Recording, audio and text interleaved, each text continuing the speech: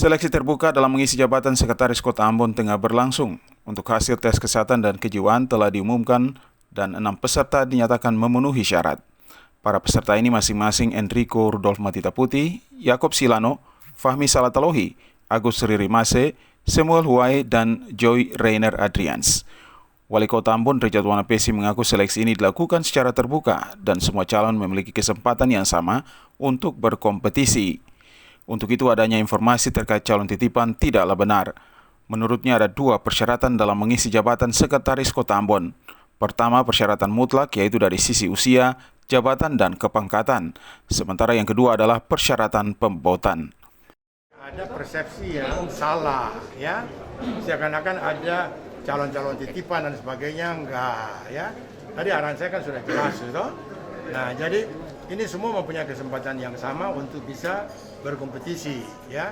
Kalau kemarin itu misalnya ada yang bilang, ada yang mengembangkan seakan-akan bahwa kenapa Ibu Rina gugur, lalu Joy itu lolos, toh? Itu yang tadi saya bilang.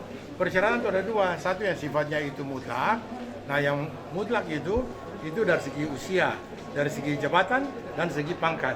Itu nggak bisa dikompromi, ya. Dan kalau tidak memenuhi persyaratan itu otomatis gugur.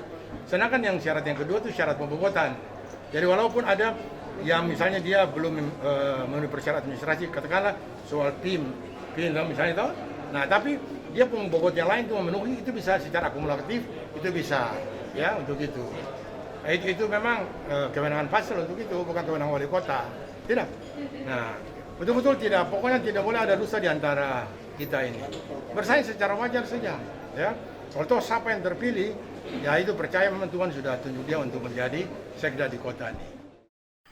Bagi 6 peserta yang telah lolos seleksi kesehatan dan kejiwaan berhak mengikuti seleksi kompetensi manajerial dan kompetensi sosial kultural. Pelaksanaan seleksi ini akan berlangsung 2 hari, yaitu pada tanggal 18 dan 19 Oktober 2021. Melkilatus Saule dan Unga melaporkan.